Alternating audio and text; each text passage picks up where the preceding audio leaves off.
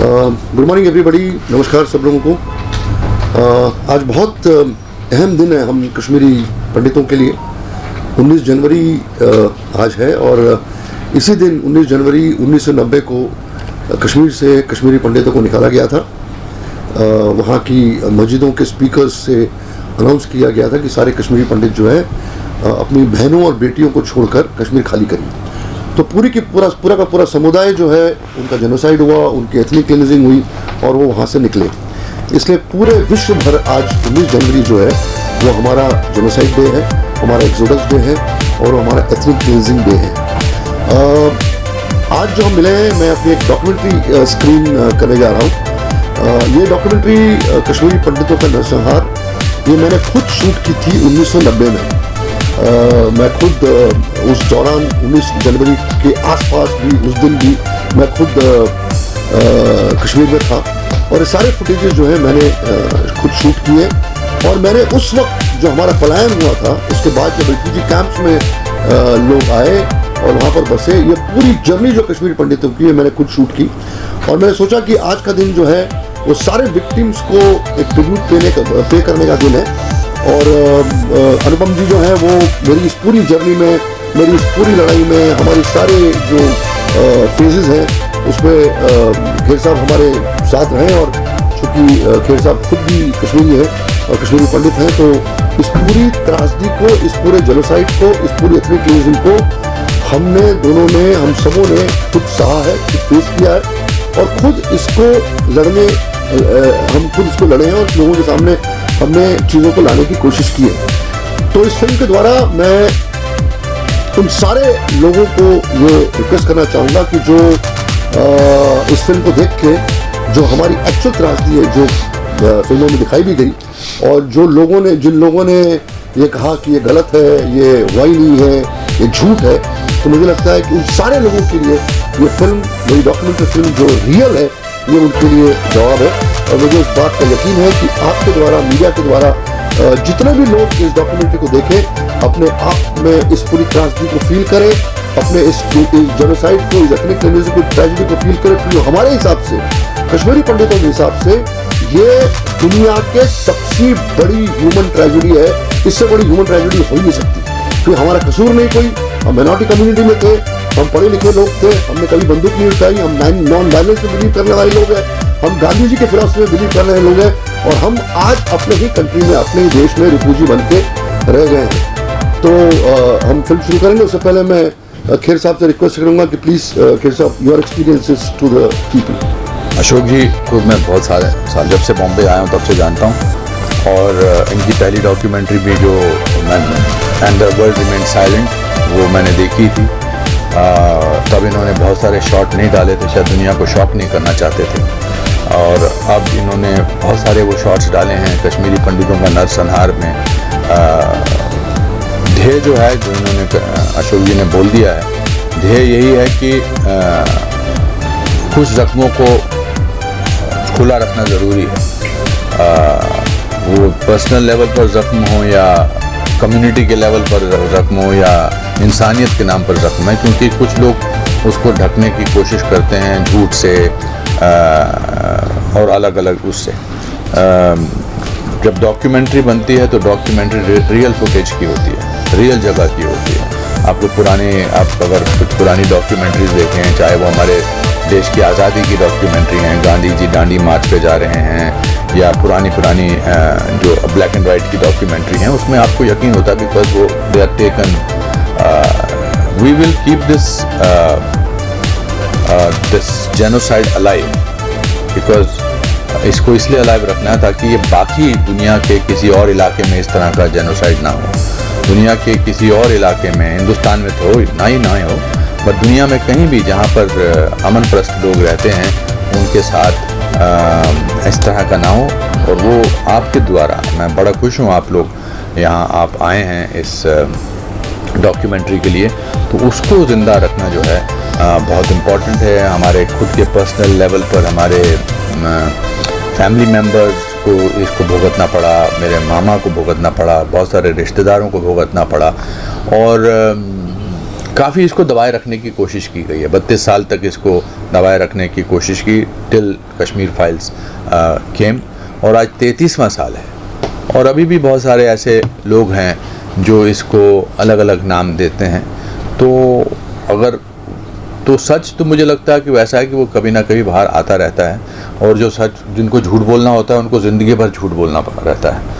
तो ये प्रताड़ना जो सही है कश्मीरी पंडितों ने, कश्मीरी हिंदुओं ने, प्रॉब्लम क्या हो गया है कि जब हम कश्मीरी पंडितों की या कश्मीरी हिंदुओं की प्रताड़ना की बात करते हैं तो बहुत सारे लोगों को ट्विस्ट करते हैं इसको कि शायद हम बाकी माइनॉरिटीज़ को या बाकी लोगों को हम उतना इम्पोर्टेंस नहीं दे रहे हैं। नहीं, ट्रेजेडी है, चाहे वो किसी भी धर्म के लोगों के साथ हो, और उस हर ट्रेजेडी को एक्नॉलेज करना, उसका बहिष्कार करना, उस पर टिप्पणी करना मानवता का हमारा एक नियम है और हमारे लिए बहुत ज़रूरी है। और आज फिर वही है 2023 19 जनवरी 33 साल हो गए हैं। अभी भी बहुत सारे हमारे कश्मीरी भाई बहन जो हैं वो अलग अलग चीज़ों के लिए, मुद्दों के लिए लड़ रहे हैं। अभी भी बहुत सारे लोगों को, और टेररिज्म का जो असर कश्मीर पे हुआ है वो हर जाति पर हुआ है, हर लोगों पर हुआ है। And I'm sure this film will bring the truth, and Ashok has been always a great advocate of any unjust anywhere in the world, not only about Kashmiri Pandit. That's the biggest quality Mr. Ashok Pandit has, कि कहीं भी, और ये जिनसे इनके अच्छे संबंध होते हैं, अगर उन्होंने भी कोई गलत काम किया होता है तो उनको भी ये पॉइंट आउट करते हैं, चाहे वो एक्टिविज़म हो गार्डन्स को लेकर, चाहे वो ग्रीन रेवोल्यूशन को लेकर हो, चाहे वो जुहू की सफाई हो, चाहे वो जुहू में हम या जुहू अंधेरी एरिया में हम अच्छी सांसें ले सके। ये शख्स जो है हर एक के साथ कंधे के कंधा मिलाकर हमेशा खड़ा रहता है। इसको इस बात का कोई वो नहीं है कि मैं पॉपुलर रहना चाहिए, क्योंकि हमारे प्रोफेशन में हम पॉपुलर रहना चाहते हैं सबके साथ, पर अब इनका ऐसा इन्होंने कर लिया कि अनपॉपुलर लोगों के साथ भी पॉपुलर है। तो which is a great quality. ऐसा इंसान बहुत कम होता है, and we are happy that somebody like him is our friend, is my brother, and I always feel that कोई नहीं होगा तो ये तो साथ में खड़ा ही होगा। तो इसलिए I wish him good luck Ashok ji, और ऐसे ही करते रहिए आप काम बस। और हम क्या कर सकते हैं, हम तो बोल ही सकते हैं, अच्छी बातें ही बोल सकते हैं और दिल से बोलते हैं, क्योंकि मेरे दादाजी ने कहा था कि भीगा हुआ आदमी बारिश से नहीं डरता। जब मैं यहाँ पर स्ट्रगल कर रहा था और मुझे काम नहीं मिल रहा था तो मैं रेलवे प्लेटफॉर्म पे सोया था कुछ 27 दिन बैंड्रा ईस्ट में।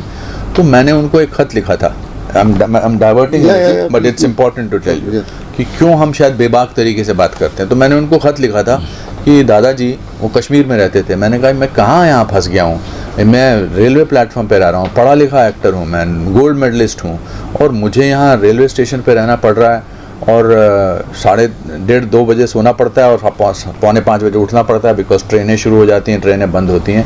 तो उन्होंने मुझे ख़त लिखा था, अभी भी याद है। तो उन्होंने लिखा था कि बेटा तू रुक जा वहाँ पर, तू 1.5 साल से वहाँ पर है, तेरे माँ बाप ने बहुत मेहनत की है तुझे यहाँ तक पहुँचाने की, और एक बात याद रख, भीगा हुआ आदमी बारिश से नहीं डरता। That line changed my life. और अब हम जब भी कोई मुझे लगता है कि हमारे खिलाफ या हमारे ऐसी बात को होती है तो सीधा दादाजी का डायलॉग चलता है कि भीगा हुआ आदमी बारिश से नहीं डरता। इसलिए so thank you very much for coming. मुझे जाना होगा, मगर अगर आपका कोई सवाल है उससे पहले तो आप मुझसे पूछ सकते हैं। सर कश्मीर फाइल फिल्म फिर से रिलीज हो रही है जी, इस बारे में ज़रा। I think it's very symbolic of the producer and the director Vivek ji और पल्लवी जी और Abhishek Agarwal and the cast and crew कि पहली बार तो ऐसा 1 साल के अंदर 2 बार ये फिल्म रिलीज़ होना बहुत बड़ी बात है। ये देखिए, आप उन जख्मों को तो भर नहीं सकते जो आज से 33 साल पहले हुए हैं, लेकिन कभी कभी कोई ऐसे कंधे पे हाथ रख देता है तो ये दूसरी बार रिलीज़ होना भी जो है ये उसी बात की निशानी है। आज बहुत सारे लोग हमको ये भी बोलते हैं, अरे आपने अब इनके लिए क्या किया। चलो, कश्मीर फाइल ने एक चीज़ तो की कि ये दुनिया में ये जग जाहिर कर दिया कि ये ट्रेजेडी हुई थी, तो आज ये रिलीज़ हुई है। It's a symbolic thing. अब वो जो लोग हैं, वो कुछ लोग ऐसे भी कहेंगे, लिखा सेकेंड टाइम रिलीज़ कर दी, इसके तो कोई कलेक्शन नहीं हुआ। तो जो लोग रोते हैं उनको ज़िंदगी भर रोना ही होता है। कुछ लोग होते हैं डूअर्स एंड कुछ लोग होते हैं क्रिटिसाइजर्स। हम डूअर्स हैं और जो क्रिटिसाइजर्स हैं उनको करने दीजिए। सर 33 साल में कश्मीर में क्या बदला? क्योंकि अभी भी कुछ ऐसी घटनाएं हो रही जहां कश्मीरी पंडितों को अभी भी टारगेट किलिंग किया जा रहा है, तो 33 साल में आप क्या बदलाव देख रहे हैं? आर्टिकल 370 हट गया, बहुत बड़ी बात है। 65 साल तक नहीं बदला था। आर्टिकल 35A बदला, और वो सिर्फ कश्मीरी हिंदुओं के लिए नहीं था। 35A और 370 वो सब माइनॉरिटीज़ के लिए था। वो बहुत ही तकियानूसी लॉ था। और इस साल 2022 में हालांकि सबसे ज़्यादा टूरिज़्म बढ़ा है। देखिए वहाँ पर काम की सख्त ज़रूरत है। जो विकास दुनिया में, मतलब भारत में बाकी देशों, बाकी स्टेट्स में हुआ है, वही विकास वहाँ भी होना चाहिए। मुझे लगता है विकास हो तो अपने आप जॉब्स बढ़ते हैं तो लोग खुश रहते हैं, तो इस तरह की अजीबोगरीब चीज़ों में उनका ध्यान नहीं जाता है। Has film tourism increased there now? Film tourism. in terms of- I believe that a lot of people are still shooting there. I have a friend here in Kashmir whose mother lives in the camp. Because Kashmiri Pandits today also are living in ghettos, in these camps. तो ये माहौल कब तक बदलने का लगता है? देखिए जो बदलाव है वो बहुत साइलेंट होता है। हमने देश को आज़ाद करने के लिए 200 साल लड़ा है, 100 साल लड़ा है, पर आज़ाद हुआ। अब ओवरनाइट तो चीज़ें, मुझे नहीं लगता। That's more for an answer for politicians to give you that answer. I am an optimist. अब आज हम जो बैठे हैं और आपके साथ बैठे हैं, ये भी ऑप्टिमिज्म का नतीजा है कि हम चाहते हैं कि कुछ बदले और कुछ आप सवाल उठाएं और कुछ सवाल ये आपके ज़रिए बाकी लोगों तक भी पहुँचें। शुक्र सर, आपसे जानना चाहूँगा, बहुत सारी चीज़ें आपने इसके अंदर रियल दिखाई है, तो वो कितना बड़ा चैलेंज था आपके लिए, और जब वो चीज़ें याद आती है तो क्या फील करते हैं सर, अगर उस बारे में कुछ बताएं? देखिए ये जो पूरा एक्सोडस था, जेनोसाइड जब हुआ, जब मैं वहाँ पे था, तो मेरी लाइफ चेंज हो गई एक्चुअली। मेरी थिंकिंग, मेरा बिहेवियर पैटर्न, मेरी चाल, मेरी चलने का ढंग, मेरी सोच पूरा बदल चुकी। बिकॉज वो जो पूरा जो हादसा हुआ था तो वो बहुत ज़्यादा था। मैं इतना भी कुछ बुजुर्ग नहीं था कि मैं इस चीज़ों को देख चुका था। ज़िंदगी में बहुत कम उम्र में मैंने लाशें देखी, मैंने लोगों को निकलते हुए देखा, ट्रक में बैठते हुए देखा, चिल्लाते हुए देखा, चीखते हुए देखा।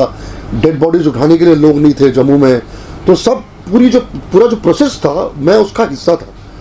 तो मुझे लगता है कि 10 जन्म में भी लोग जो हैं वो ऐसे हादसे जो हैं वो एक्सपीरियंस नहीं कर सकते। तो हो सकता है ऊपर वाले ने शायद मेरे लिए ये, और फॉर्चुनेटली मैं कश्मीर में था, मेरे को श्रीनगर दूरदर्शन के काम के लिए गया था वहाँ पे, और रात को मैं जब घर में सोया था तो ये मस्जिदों से ये आवाज़ आने लगी थी कि कश्मीरी पंडित घर खाली करो। तो मेरे पास लकीली कैमरा था, वीडियो कैमरा, जो पुराने वीडियो कैमरा होते थे, जो VHS कैमराज, और वो हाई बैंड मेरी टीम यहाँ से गई थी। I was shooting a documentary for Srinagar Doordarshan. तो उसके पहले तो मैं कैमरा लेके मैं सड़क पे निकल गया। मैं अभी भी अगर मैं वो सोचता हूँ, फिल्म में देखना सोचता हूँ, तो मैं रात को उठ जाता हूँ, क्योंकि वो जो खौफ है, वो जो डर है, वो मेरे दिमाग से ताज़िंदगी निकल नहीं सकता। एंड द एंटायर इंसिडेंट, दो पूरे की पूरी जो हादसे हुए थे, जो मेरे सामने हुआ, वो मुझे लगता है कि एक सपना था और वो रियल लाइफ में हो ही नहीं सकता। आज जो लोग बोल रहे हैं कि ये झूठ है फिल्म को देखने के बाद, वो इसलिए बोल रहे हैं क्योंकि उनको विश्वास ही नहीं हो सकता ये हो सकता है। मैं तो इसलिए डंके की चोट पे बोलता हूँ, या खेर साहब इसलिए डंके की चोट पे बोलता है, या हर कश्मीरी पंडित इसलिए डंके की चोट पे बोलता है क्योंकि उन्होंने एक्सपीरियंस किया हुआ है। और ये एक्सपीरियंस जो है, ये हमारे दिलों से, हमारे दिमाग से, हमारे जहन से ये कभी नहीं निकल सकता। और जैसा अनुपम जी ने कहा कि जेनोसाइड जो है, घाव जो है, निकाले भी नहीं निकल सकता। आप कैसे चीज़ों को निकाल सकते हो? आप हकीकत को कैसे नकार सकते हो? मैं कैसे झूठ बोलूँ कि नहीं सब ऐसा नहीं हुआ था? तो उस दौरान जब मैं सोचा भी नहीं था कि मैं फिल्म बनाऊंगा। जब फुटेजेस जमा हुई, जब मैं ले आया, वापस मुंबई आया, मैं 6 महीने के लिए शिफ्ट कर गया था जम्मू कश्मीर। लगभग 8 महीने में वहीं रहा था जम्मू कश्मीर में, बिकॉज पूरी की पूरी फैमिलीज आ रही थी ट्रकों में जम्मू में, तो उनको सेटल करना, कैंप बनना, जगमोहन साहब हमारे गवर्नर थे, उनसे डील करना, रिफ्यूजी कैंप में नए जम्मू बहुत छोटा शहर है, वहाँ पर 3.5-4 लाख लोगों का आ जाना, ये अपने आप में बहुत बड़ा एक चैलेंज था, क्योंकि जगह ही नहीं थी वहाँ पर। छोटे छोटे मकान हुआ करते थे, तो बड़ी बड़ी ज़मीनों में आप देखना फिल्म में टेंट लगे, टेंटों में लोगों को रहा, एक टेंट में 10-10 आदमी रहते थे, खाने का ठिकाना नहीं, पीने का ठिकाना नहीं। तो मैं इस पूरे प्रोसेस में अपने आप को मैं जुड़ा और मैंने देखा ये सब जो मेरी फिल्म में है। मुझे लगता है मैं ज़्यादा नहीं बोलूँगा फिल्म के बारे में, अब फिल्म देखिए और अंदाज़ा लगाएंगे आप कि एक्चुअली ये प्रोसेस, जो पूरा जेनोसाइड का प्रोसेस जो है वो कैसा था। लोगों के इंटरव्यूज़ हैं कैंप्स में, टेंट्स में, कश्मीर में किस तरह से लोग बाहर निकले, कैसे पाकिस्तान का झंडा उन्होंने लहराया, क्या नहीं क्या क्या, ये पूरी फिल्म में है। ये 35 मिनट की फिल्म में ये पूरा जो खौफ वहाँ पे क्रिएट किया गया, जिसके वजह से हम लोग वहाँ से निकले। ये खौफ जो है ये फिल्म में आपको सारा नजर आएगा। डर नहीं लगा शूट? ऑल्सो आपने बहुत ही एक सवाल पूछा क्या बदलाव आया, और मुझे झंडे से याद आया जी। कि हिंदुस्तान का झंडा वहाँ पर फहराने नहीं देते थे, उनका अपना झंडा होता था। हर घर झंडा में आपको वहाँ पर लाखों झंडे दिखाई दिए। ये जीत है, सबसे बड़ी बात ये है। कॉन्फिडेंस, जो कॉन्फिडेंस आया लोगों में, वहाँ पे लोकल लोगों में भी होगा। लोकल में बिग ड्रीम। थोड़ा सारा सारे हिंदुओं ने वो झंडा लेके घूमे थे, और पूरे आवाम वाले घूमे। अनुपम सर, आपने कहा 65 साल में कुछ नहीं हुआ था। चाहते हैं सॉरी, आप मिले होंगे पिछले सालों में इनसे, वो क्या चाहते हैं वो अब? You see, you're talking about us. You're talking about victims. See, basically, this is a turmoil of 70 years which was not attended to. So it will take time because it's cancer. Also, sometimes it's important to show what has happened. अब उपहार tragedy पर trial by fire बना है, 25 साल तक उसको झुठलाते रहे उसके जो ओनर्स थे, तो इसका मतलब क्या वो हुआ ही नहीं अपने आप? वो तो आप बिलीव करना चाहते हैं बिकॉज उसकी डॉक्यूमेंट्री फुटेज है कि आग लगी हुई है, लोग भाग रहे, हम सब at least I was there etcetera. So sometime हम क्या चाहते हैं is not important. Our job as film makers and artist is to show to the world this has happened, that's all. Anupam sir, Rahul Gandhi की भारत जोड़ो यात्रा चल रही है और उसका आखिरी पड़ाव कश्मीर है। कश्मीर में वो बांदीपुरा में जाकर तिरंगा भी लहराएंगे, और दूसरी तरफ वो कह रहे हैं कश्मीर कुछ स्थिति नहीं बदली है और अभी भी टारगेट किलिंग हो रही है। क्या मैसेज, क्या संदेश देना I don't think this is again we will shift focus to something else which is not important. Let's not make it. No. Also, it's important to continue harping on the tragedy of Kashmiri Hindu genocides. I will not talk about anybody else and let the person hijack about what we are talking about. We have done that for 33 years, not anymore. Anupam ji, sir Kashmir file हो या फिर पठान हो, controversies काफी हो। I'm not going to talk about Let's this. talk about this film. I think it's important. Let's see the Last document. question, Anupam sir last Ashok, last question about वापिस से बता दीजिए, री रिलीज हो रही है Kashmir files film, क्या कहेंगे? जी क्या? कश्मीर फाइल्स फिल्म वापिस से Re-release release मैंने हो बोल दिया, मैंने हमने जवाब दे दिया। तुम्हारा challenges People should watch. Ashok sir, आप क्या People कहेंगे? should watch films and decide for themselves. Kashmir Files is releasing all over again, and I'm at least applaud the courage of people, whether it is Zee Films, Zee Cinema, or whether it is Vivek, Pallavi, the cast, and to continue with this process of telling the tragedy of Kashmiri Hindu genocide. Cinema tickets का भी कुछ slash हुआ है। कोशिश कर रहे हैं कि कम में हो, हम उनके बिहाफ पे नहीं बोल सकते बिकॉज राइट नाउ